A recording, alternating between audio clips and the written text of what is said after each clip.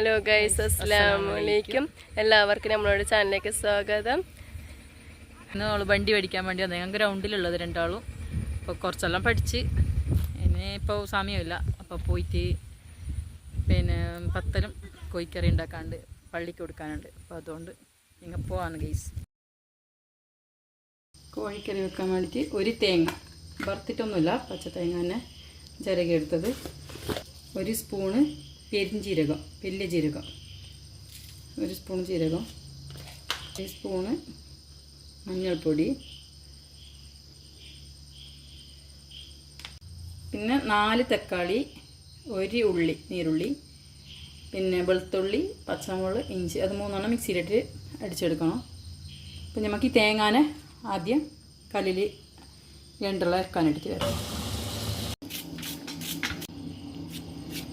ചൂടായി എണ്ണ ഒഴിച്ചിട്ടുണ്ട്. അതിലേക്ക് കറിവേപ്പില ഇട്ട് കൊടുക്കണം.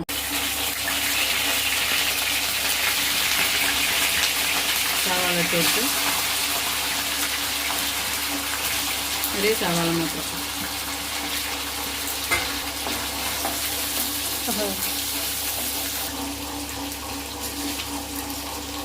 ഉപ്പ്, ഇത്ര ഉപ്പ് ഇടുന്നുണ്ട്.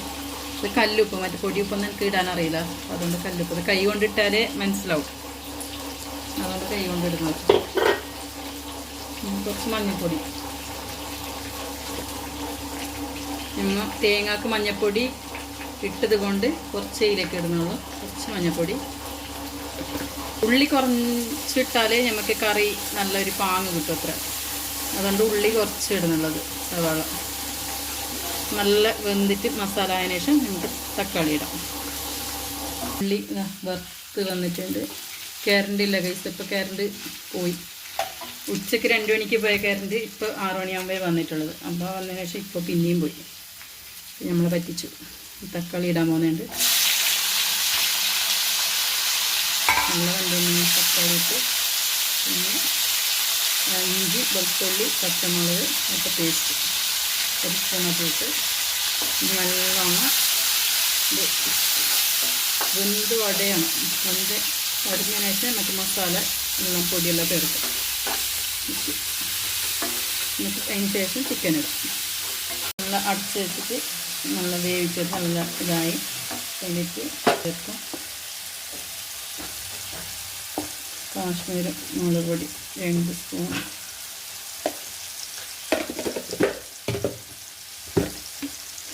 പിന്നെ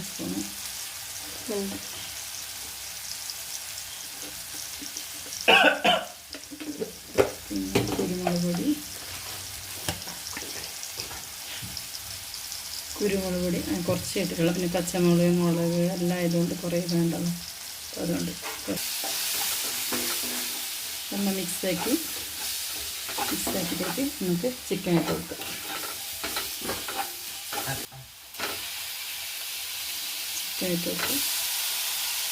ചിക്കൻ ഇട്ടിട്ട് വെള്ളം ഒഴിക്കാൻ പാടില്ല. വെള്ളം ഒഴിക്കാണ്ട് ചെറിയ തീയാക്കിയിട്ട് ഇത് വെച്ചിട്ട് നമുക്ക് വെക്കാം. പിന്നെ നല്ല വെള്ളം ഇറങ്ങി വന്നതിന് ശേഷം നമുക്ക് തേങ്ങ അരച്ച് ഇത് കുറച്ച് കൊടുക്കാം. പത്തൽ ചൂടണം. അപ്പോൾ അതിനുള്ള ഇത് ഓട് പഴയതായതുകൊണ്ട് എണ്ണ കുറക്കണം. എണ്ണ കുറച്ചാൽ നമുക്ക് വെക്കാൻ പറ്റും. അപ്പോൾ ചുറ്റ് കുറച്ച് ടൈറ്റാക്കിയിട്ട് എടുക്കണം. കുടിച്ചിട്ട് ഇതെല്ലാവരും കുറേ കുടിച്ചു പോയി. വെള്ളമൊന്നും ഒഴിക്കാണ്ട് നല്ല ഗട്ടിയതായിട്ട് വന്നിട്ടുണ്ട്. ഇതിലേക്ക് നമുക്ക് തേങ്ങ അരച്ച് നല്ല അരച്ചിട്ടുണ്ട്. നല്ല പേസ്റ്റ് പോലെയാക്കിയിട്ട് ഇപ്പോൾ ഇതായി ഒഴിച്ച് കൊടുക്കും. ഇങ്ങനെ ഒന്ന് ഉണ്ടാക്കി നോക്കി, നല്ല രസമുണ്ട്. വെള്ളമൊന്നും ഒഴിക്കാണ്ട് ഇങ്ങനെ നല്ല തിളപ്പിച്ചെടുക്കാൻ പറ്റും. തിളപ്പിച്ചിട്ട് പത്തലും ചുട്ടുകൊണ്ടുണ്ട്. ഇപ്പോൾ പത്തലും കറിയായിട്ട് തോന്നും. അങ്ങനെ പത്തലും കോഴിക്കറിയായി ഗൈസ്. ഞങ്ങളുടെ ചാനൽ ആദ്യമായിട്ട് കാണുന്നവർ സബ്സ്ക്രൈബ് ചെയ്യുക, ബെൽ ബട്ടൺ കൂടി അമർത്തുക, ലൈക്ക് ചെയ്യുക, ഷെയർ ചെയ്യുക. Tata, bye bye.